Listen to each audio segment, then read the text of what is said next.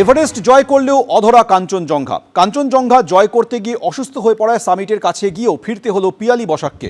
নেপাল থেকে চন্দননগরে বাড়িতে ফিরলেন। এভারেস্ট জয়ী পর্বতারোহী কোথায় থামতে হয় জানা উচিত মন্তব্য করেন তিনি। গত 7ই এপ্রিল কাঞ্চনজঙ্ঘা অভিযানে যান চন্দননগরের পর্বতারোহী পিয়ালি বসাক। ক্যাম্প 4-এ পৌঁছানোর পর জ্বর সর্দি কাশি শুরু হয় তার। ওষুধ খেয়ে নিজে সুস্থ হলেও শেরপাড়া অসুস্থ হয়ে পড়ায় এগোতে পারেননি পিয়ালি। আবহাওয়া খারাপ হতে থাকায় ঝুঁকি না নিয়ে ফেরার সিদ্ধান্ত নেন পিয়ালি। পাহাড়ে যতটা উঠবেন ততটাই ফিরে আসার ক্ষমতা থাকা প্রয়োজন, জীবন থাকলে ফের অভিযান, মন্তব্য করেন এভারেস্ট জয়ী পিয়ালি। 2022 সালে এভারেস্ট জয় করেন চন্দননগরের এই পর্বতারোহী। এছাড়া 8000 মিটার উচ্চতার একাধিক শৃঙ্গ জয় করেছেন তিনি। মানাসুলু, ধৌলাগিরি, লোৎসে, অন্নপূর্ণা, মাকালু জয় করেছেন পিয়ালি।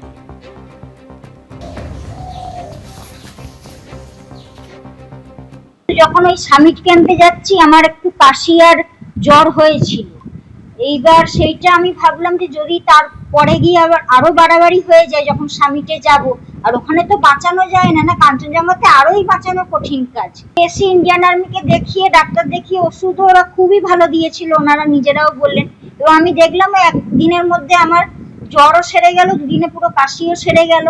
কিন্তু তারপরে ওই কিছু উপরে যখন সামিটে যাব, কিন্তু এজেন্সির কিছু মেম্বার আর অসুস্থ হয়ে পড়েছিল। তো তখন তাদের রেস্কিউ করা, বাঁচানোটা তো প্রথম কাজ, কারণ বাঁচানোর ক্ষেত্রে তো এক মুহূর্ত দেরি করা যাবে না। তারপর ওয়েদার খারাপ হয়ে গেল, আর সামিটে যাওয়ার মতো পরিস্থিতি ছিল না। এইটা কিন্তু সবাইকে বুঝতে হবে যে ওই জায়গা থেকে ফেরার মতো ক্ষমতা না থাকলে যতটা অবধি যাব সেখান থেকে যেন ফিরতে পারি, ততটাই যাওয়া উচিত, যেখান থেকে আমি নিজে ফিরতে পারবো।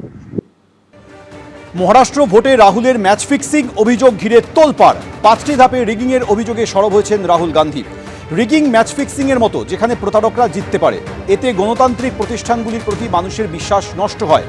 মহারাষ্ট্রের ম্যাচ ফিক্সিংয়ের পর বিহারে হবে, অভিযোগ লোকসভার বিরোধী দলনেতার।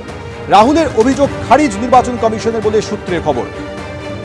অভিযোগ ভিত্তিহীন, দাবি নির্বাচন কমিশন সূত্রে। কমিশনের এই জবাবে ফের আক্রমণ করেন রাহুল গান্ধী।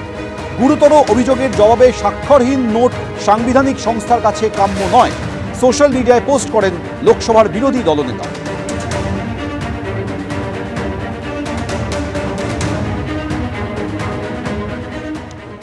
মহারাষ্ট্রে ভোট হয়ে যাওয়ার পরে রাহুল গান্ধী বুঝতে পেরেছেন 2026 সালে বাংলায় বিধানসভা নির্বাচনেও একই খেলার চেষ্টা হচ্ছে।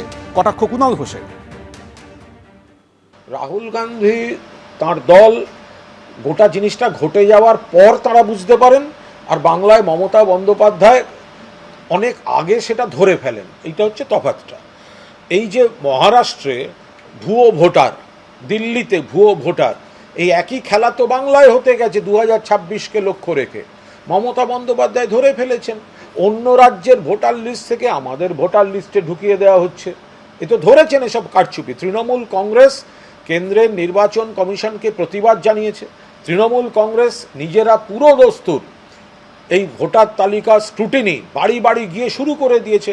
ফলে যেটা মমতা বন্দ্যোপাধ্যায় দেশের মধ্যে প্রথম এই ভোটার তালিকা কেলেঙ্কারির দিকে আঙুল তুলেছেন, তো আজ কংগ্রেস বলতেই পারে।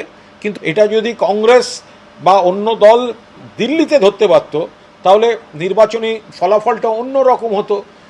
আর মমতা বন্দ্যোপাধ্যায় এখানে পশ্চিমবঙ্গে চক্রান্তটা হওয়ার সময় ধরে ফেলেছেন।